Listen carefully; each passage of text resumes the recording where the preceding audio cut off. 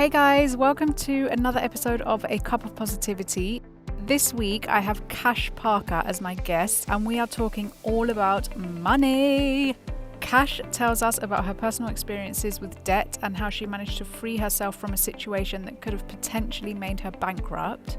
She now helps women to get out of debt with her 6-week financial detox challenge. She is also co-founder of the Sisterhood Success Club, all about getting your business basics in gear and supporting each other with all aspects of running a small business. I really hope you enjoy the episode and get some useful tips. Please don't forget to like, comment and share if so. See you soon.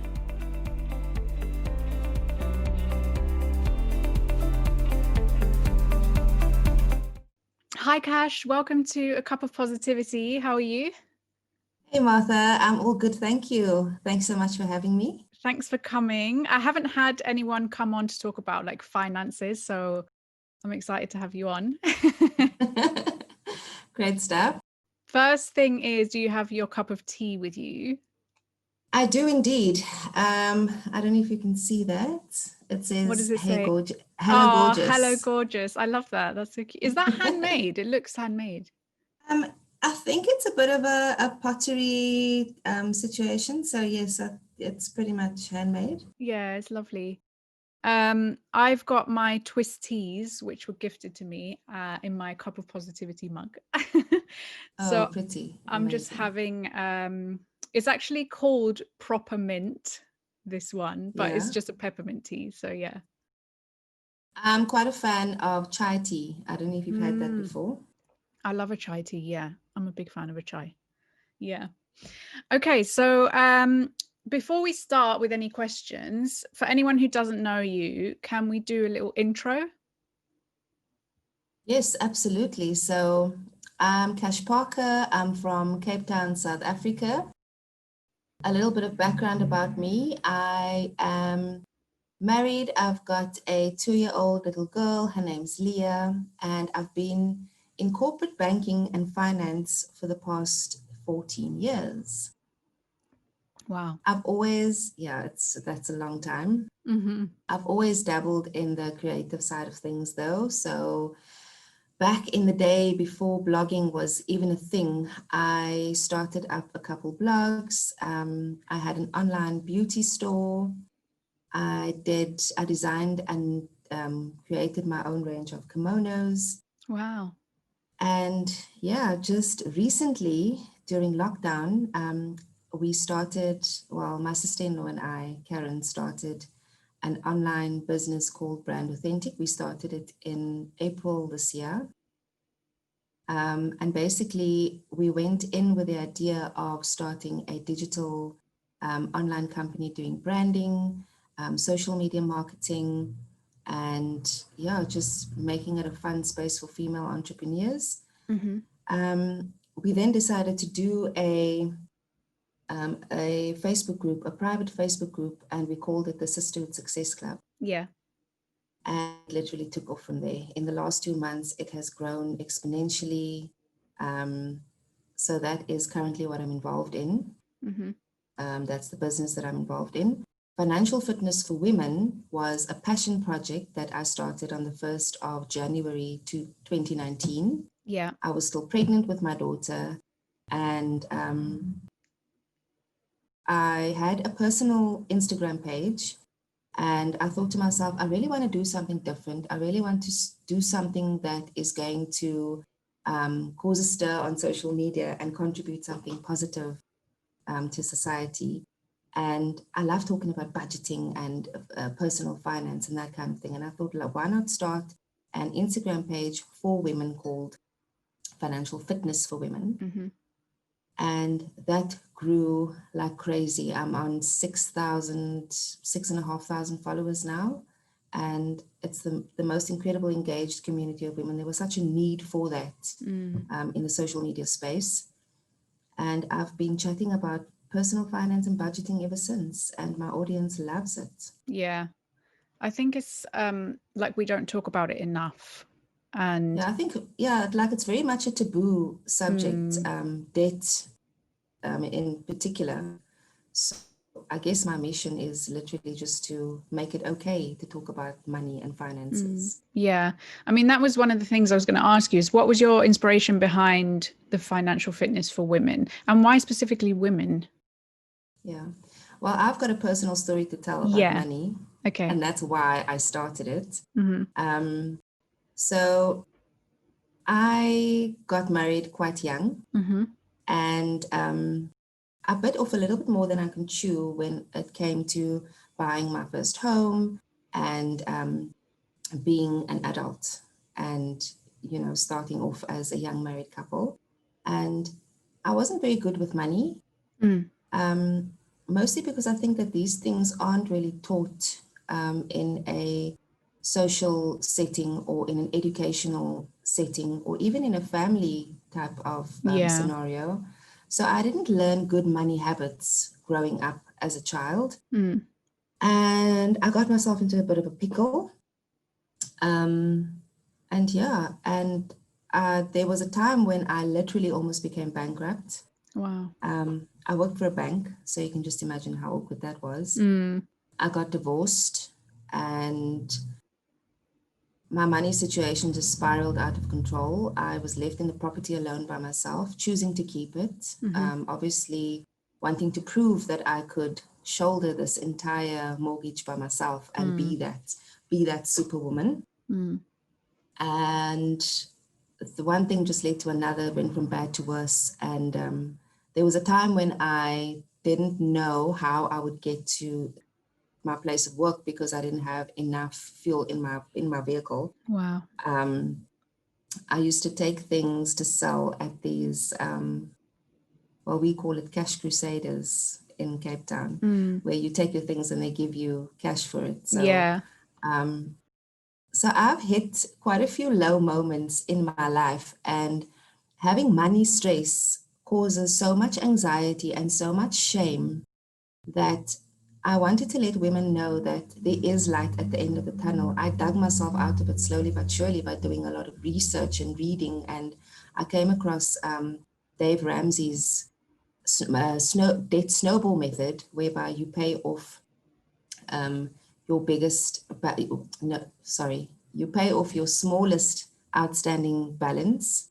And once that is paid up, you use that available funds and you pump it into your next biggest debt. And so you carry on. And it's been a journey for me. I'm still not where I want to be, but at least I can breathe. At least my credit is looking healthy. And I started doing, I actually created a 6-week financial detox challenge. It's an ebook, and in that ebook, I give my personal story, and I actually give tips and advice on how to take control of your budgeting process, how to kill credit card debt, and all of the things that I've personally taught myself. Yeah. And I also created a budgeting template and savings templates, and I speak about how important it is to have an emergency fund. And yeah, so that's basically what financial fitness for women is all about. Yeah. Because when you say you were going through all of that, but you had a job working at a corporate bank, is that right? Yes. It's kind of like a weird concept almost, because you think, oh, wow, you're working at a corporate bank, you must be earning good money. But then, in the background, you're actually, struggling. No one actually knew that I was struggling. My parents were the only people who knew the financial predicament that I was in. I come from a family so I grew up on the Cape Flats in Cape Town. So the Cape Flats, I'm not sure if you're familiar with it. No. It's not a very affluent part of Cape Town. So many times a lot of kids don't finish their high school education or even have an opportunity to do tertiary education. So I was kind of the beacon in our family, where I was the one who was looked at as having made it and being successful. So when it came to Christmas time, and I was always the cousin and the person who came along with a massive bag of toys for the kids, and I'd always be helping everybody out. And when I couldn't do that any longer, when my credit situation was so bad that I couldn't access any more funds, or my salary wasn't enough to carry me through the month, and I couldn't do those things, I didn't know how to deal with it. Yeah. And I kept up this facade of, I'm okay, I can manage my things, when in the background I was dying. I was so depressed. And my parents were the only people that knew. And that's why I say that shame is such a big part of being in debt and having a bad relationship with money. Yeah. And it's only when you take your head out of the sand and you fully acknowledge the financial situation that you are in that you can start making things right. Yeah. So then what did you do, like, from that point forward to get yourself out of that? First step was to sell the house that I was in. Okay. Yeah. I had to. I sold the house. I moved back with my parents. Yeah. I was very proud, but I had to do it. So I basically started from the bottom. I then lived very, very simply. So all of my online shopping sprees and the things that I was used to was cut out. Yeah. And I made do with what I had. And I started from zero again. And I slowly but surely worked my way out of a place where I couldn't afford to meet my monthly obligations to being able to at least pay my minimum monthly installments every month. So that for me was already a good starting point. And it's just gotten better ever since, with discipline, of course. Mm-hmm. Yeah, for sure. I can imagine. Do you find that when paying off debt, though, it can be quite tiring in the sense that you're kind of just working to pay off debt, and like there's nothing, like you maybe weren't treating yourself or you weren't doing anything that you were doing before? Like, from an emotional perspective, I feel like it must be difficult. I must be honest, I never stopped treating myself. So I never stopped paying myself first, whether it's Okay. a very small percentage of my income, like 100 or 200 Rand or 500 Rand, whatever it is. Yeah. I always made sure that I treated myself. So if I kept money aside to have my nails done or have my hair done for that month, I would always do that, because if you don't, you start feeling as though you are on this hamster wheel of paying debt. Yeah. And that's not a good space to be in. No. But also that's why I loved Dave Ramsey's debt snowball method, because when you start with your smallest debt and you kill that, and you move on to your next one, you kind of see momentum building, and it makes you excited to keep carrying on. Yeah. And that's what I loved about that method. Is that a book you're saying, Dave Ramsey? No, I mean, you can, well, yes, there is a book, but I literally found it online. So if you Google Dave Ramsey Snowball Method, you will find so many articles about it. And it's so easy to apply to your own life. Okay. So now But I that also you've... speak about it in my ebook. Oh, okay. So now that you've gone through all of that and you're kind of working on a different journey, I suppose, what does financial literacy mean to you? Financial literacy means empowering yourself with a basic knowledge. You don't have to overload yourself with complicated investment methods and investment structures. And so you teach yourself the very basics. And that is what I do on my platform. So many women come to me and send me messages to say that it's made all the difference just to draw up a basic budgeting template, which they've never done before. So I would say just start with the very, very basic things. Yeah. Okay. And also not being an ostrich. You can't bury your head in the sand and hope that things will get better. You have to change your mindset around money. You have to hold yourself accountable. Yeah. And the people that message you, like, what kind of problems are you seeing? Like, are there any common problems that you get a lot? Yes. I think, like I spoke about shame around money earlier, you will be surprised how many women are suffering in silence. So many women come to me and say that they are in so much debt, but their family doesn't know about it. Even their husbands don't know about it. Yeah. So I think once we break the stigma around that, it becomes a lot easier. But People are also wanting to keep up a certain persona in society. And that's why it's not very common for women to admit when they are in trouble, Yeah. because they need to be the strong ones in the family. They're holding things together. And very often women are the ones who are driving household budgets or managing household budgets. And to ask for help is not always easy. Yeah, for sure. I always had this, like when I was younger, this preconception that men were better at saving. And I think maybe that comes from my father, because when I was younger, sorry, he was the one that had like the savings pot, and he was very like all about saving. So Yeah. I've always had this image of like men being the savers and women being the one like spending. So I don't know if that's just me or if that's like a common preconception. Yeah, it's quite interesting because I come from a background where my mum was the one who was in control of the budget in our household.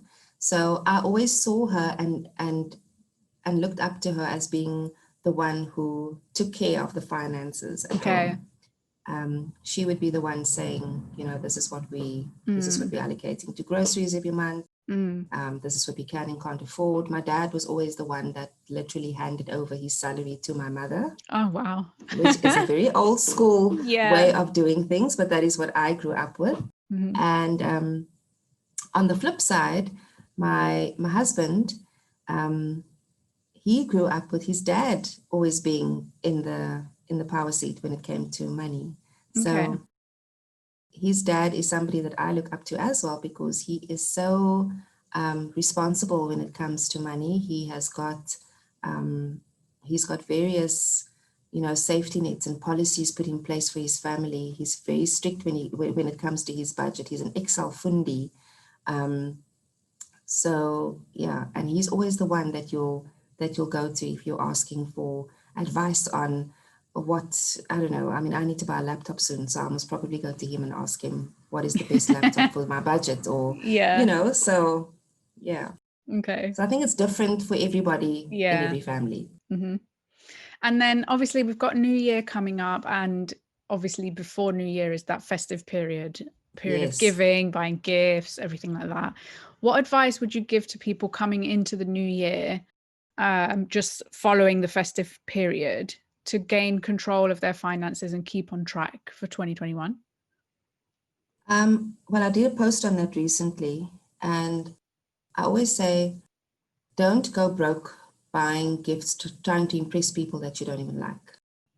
We have made a pact in our family to not buy gifts this year. Okay. So, and just because 2020 has been such a hard year, I think that we made it, the fact that we made it through as a family unscathed with COVID is amazing in itself. So we are taking a step back and just appreciating life and what we have, the little luxuries that we have.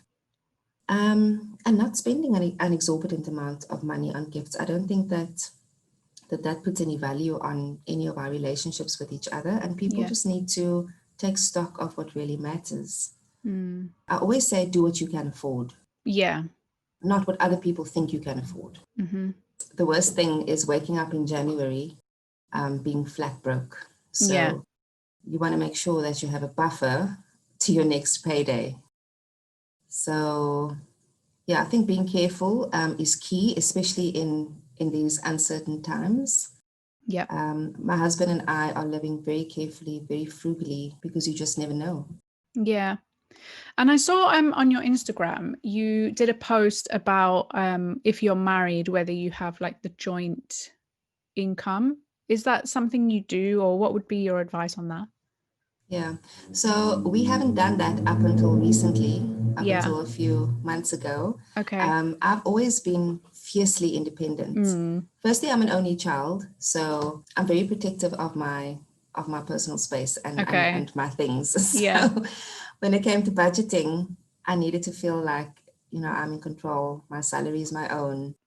And many people won't agree with me, but when you are married, I don't care whether you are married in community of property or outside of community of property with a contract. The point is that you are still running a family together and you are still a partnership. Yeah.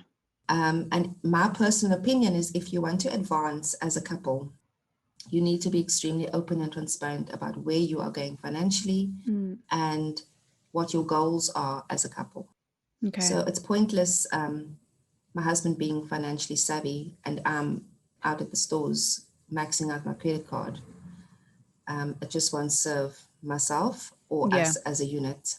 So I found that when we created a joint budget and we were completely transparent about what I earned, what he earns, what our monthly expenses are as a household, we have such a clear path now and we have such a better understanding of where we're going as husband and wife. Or even, you don't have to be husband and wife. I mean, if you are living together.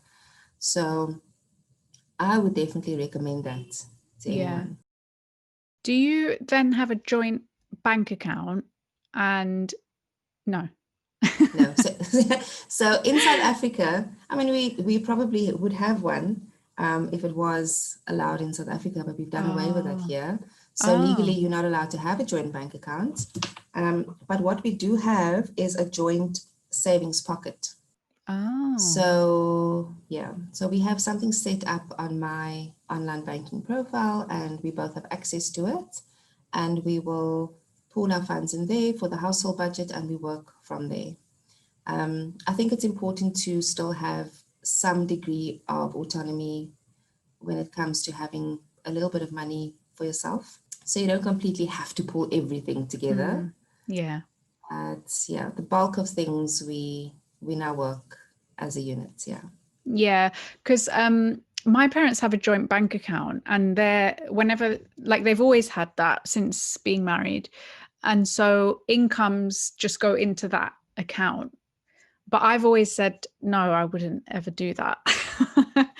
Because I don't ever want to. I mean, I Yeah. don't ever want to be in the position where I'm going to my husband asking him for some money to have my hair done. Yeah. It's 2020. I mean, come on. So I think to hold some form of independence is very important. Yeah, I think the way I would see it for myself is maybe I would create that joint bank account, but each of us would put a certain amount of money into that account every month to cover then our bills and things like that, but not have that as our main account. Correct. Yes. Yeah. I think that that's quite a safe way to do it. Because then at least you both know what's happening with the household and you still have some money to play with. Yeah. Or even if you wanted to buy your husband a gift, like, you don't want him to see like how much you've spent or even to see it before he even receives it. Yes, definitely. Yeah. Okay. So what should we be doing on a regular basis in regards to our finances? Okay, so on a regular basis, I think budgeting becomes a way of life.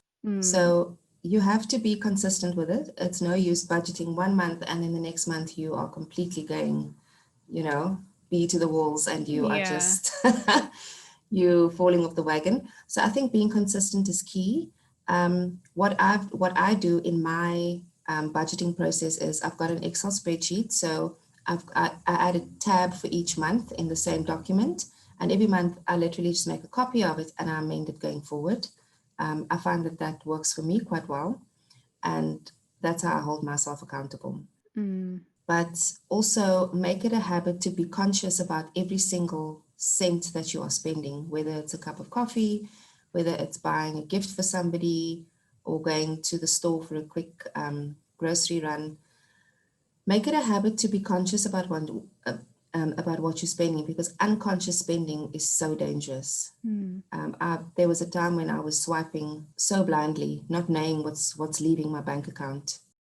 So even if you have to write it down in a little notebook, keep it in your handbag, or keep a note on your phone, just try to jot down, especially if you're in the early stages of budgeting and the early stages of disciplining yourself. Make that a practice on a daily basis. Yeah. Would you say that there's like a template in terms of like you should be saving 10% and spending, I don't know, 5% on yourself? And like, is there a template you work with, or is it just dependent on the person and their expenses? I think it very much depends on the person. Experts suggest that you save 20% of your disposable salary. Yeah. That may be a little bit high for most people. So I think it's very much dependent on the individual and what they can afford at the time. You can always increase it as time goes by. Yeah. A lot of people even start with 5%, and that's okay, Mm-hmm. because there's no point in saving and you're not able to reach your monthly obligations while you're still trying to get rid of debt. Yeah. So always make sure that you're comfortable first, and make sure that your obligations are comfortably met at the end of the month. Yeah. Okay. And then tell us about your 6-week financial detox. I know you mentioned it earlier, but like, what exactly is it in depth? Like, what do you get? If I was to sign up tomorrow, what exactly would I get? So you basically get the 6-week financial detox ebook, which outlines, which gives a little bit of background about me and my story. And then it also breaks up the 6 weeks into very doable chunks. So the first week would concentrate on formulating a savings plan. I give you a template for that. The second week would focus on budgeting. The third week would focus on eliminating credit card debt and getting into the right mindset of doing that, and stop unconscious spending. And so it goes on throughout the course of the 6 weeks. So it gives you very practical exercises to do as well. There's actually a workspace sheet that I give you, whereby I'll ask you to think about certain things and write them down, that you can put into practice for yourself. Mm-hmm.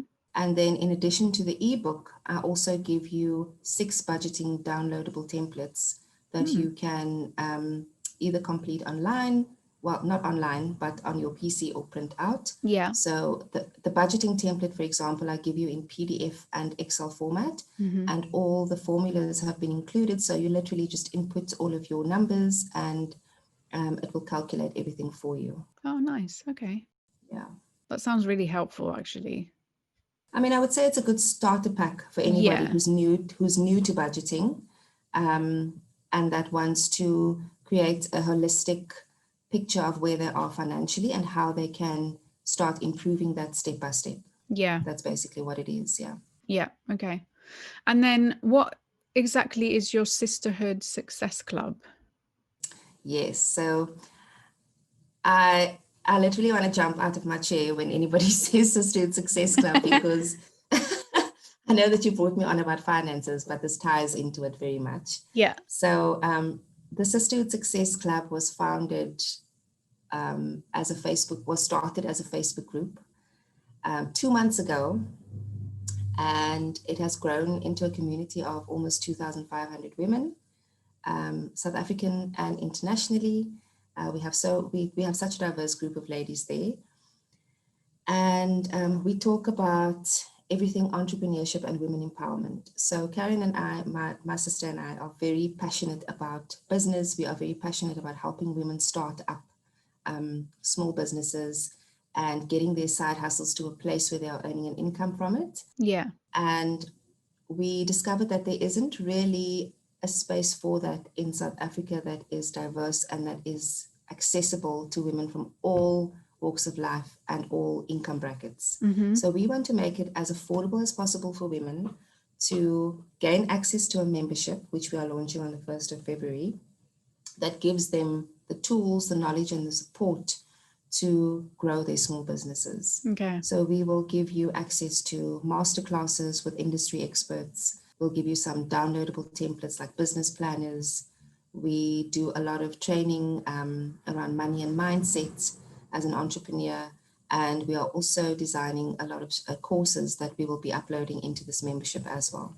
Okay. So courses such as, we've recently done an Instagram Essentials course with a group of 10 women that was so well received, and it teaches you how to market your business online, on Instagram in particular, teaches you about the algorithm, what to do, what not to do. Yeah, and it was absolutely amazing. So we really want to do a lot more of that. Yeah. So you've basically got your starter pack for finances, and then your Correct. starter pack for building your small business. Building your small business. Yeah. Yeah, I love that. It goes really well together as well. It does. It does. The financial fitness for women was very separate from my sister and I, from our company, which was Brand Authentic, which we originally formed. And when we launched the Sisterhood Success Club, we found that it tied in so naturally with that. So we very much run both as a unit. Okay, that's amazing. Yeah. Well, I always finish off my interviews with what I call top three. So it's just three Oh, questions. this sounds interesting. It's three questions and they're all basically top three based. So the first one is top three saving tips. Top 3 saving tips. Don't spend money on things that you don't need. Okay. So always differentiate between a need and a want. Simplify your life as much as possible. I found that decluttering really helps me because we can get by with a lot less than we realize. Yeah. And tip 3 would be to live within your means, quite simply. Yeah. Awesome. Top three resources, books, or tools for taking hold of like your money management. Well, obviously my financial detox challenge would be a good start. Yeah. And then I also love watching a lot of Dave Ramsey podcasts, Dave Ramsey YouTube videos and listening to his podcast. And then I think also just buying a lot of self-empowerment and self-improvement books and listening to inspiring people when it comes to money. Marie Forleo is one. Oh, I I love love, her, I just love her take on life and finances and money and everything. And then I also like Rachel Hollis. yeah. She also gives a lot of good advice. Mm-hmm. So yeah, I think just learn as much as you can. I think there's so many good things that you can pick up online. It's incredible. Yeah, absolutely. Is this Dave Ramsey? Is he South African? No, he's actually American. Oh, I've never heard of him. I don't know why. I feel like I'm behind on this one. Okay. Yeah, no, he was interviewed on Oprah, on the Oprah show. So I mean, he's quite. Oh, wow. Okay. I need to look that up then when I get off here. No, you definitely do. Yeah. And then the third one is top three tips on hitting income goals for 2021. Yes. So my big passion is side hustles. Mm-hmm. So if you are wanting to make money outside of your regular income or your day job, I encourage everybody to try a side hustle. People are very, I don't know, like there's some taboo around making money on the side. That's complete nonsense because it's multiple income streams is definitely the way to go for the future, I think. Yeah. So whether you have a love of baking, if you want to sell things online on Etsy, whatever it is, get that done, because a few $100s here and there is always helpful. So hone in on what you're good at, focus on one thing, start small, and get online and start marketing. Yeah. That's amazing. What about for people who maybe have an idea, but they just don't know where to start? I think they should definitely join our Sisterhood Success Club because we talk a lot. We talk a lot around getting people started. Like that's our passion. A lot of people sit with ideas and they don't know how to start, or they have this imposter syndrome of, I don't feel that I'm good enough to do this, or we've got 3 bakers in our neighborhood already, or people that are doing this and that. So I think it's also just starting to believe in yourself, that your offering is good enough to put out into the world. I think another very important thing to look at for 2021 is podcasts. You would have seen that we are doing something quite interesting with a podcast expert in the States, Wisdom I Oben. did see that. Yeah, I was interested in that. So monetizing a podcast is going to be huge in 2021, and we are wanting to show our ladies how to do that. Perfect. So if you are keen, if you want to tell your audience about that, definitely hop on in. For those who aren't familiar with podcasting at all, how you can make an income from that. What does the challenge consist of? So the challenge runs over the course of 5 days, and Wisdom Open will be coming on live in our Facebook group once every day, and she will be tackling different topics on tech, how to get started, what to talk about in your podcast, and she'll also give you some worksheets to go through. And I mean, it's going to be absolutely amazing. I might check that out myself. Please do. Yeah. I'm so amped to start doing this on Monday, because my sister and I are starting a podcast for the Sisterhood Success Club. Oh, great. So we are ready to get stuck in. Yeah, that's amazing. So you should definitely Love it. join us. Okay, yeah. Well, we'll do actually. Okay, that's it. Thank you so much for coming on. Yay, that was so much fun. Thanks, Martha. I had such a good time. Lastly, how can people connect with you following this podcast? So they can find us on Instagram under brand authentic_ZA. Okay. Or if you search for the Sisterhood Success Club on Facebook, our Facebook group will come up. So you literally just type in Sisterhood Success Club. Yep, perfect. Or Financial Fitness for Women, one word, on Instagram. You'll be able to find me there too. Yeah, perfect. Thank you so much for coming on. And I look forward to checking out your challenge now. You're giving me something to do for next week. Yes, for sure. If you want to look for the Financial Fitness for Women detox challenge as well, you can find that on our website, which is www.brand-authentic.com. Okay. It's in our online store. Okay, thank you so much. Cool. Thanks, Martha. I'm sure Lovely chatting I'll speak to you soon. Yeah, you too. Yes, definitely. Bye. Go well. Bye. Thanks so much for watching, guys. I'm also available on Spotify and Apple Podcasts. Oh yeah, and don't forget to subscribe to get notifications on new episodes every Wednesday.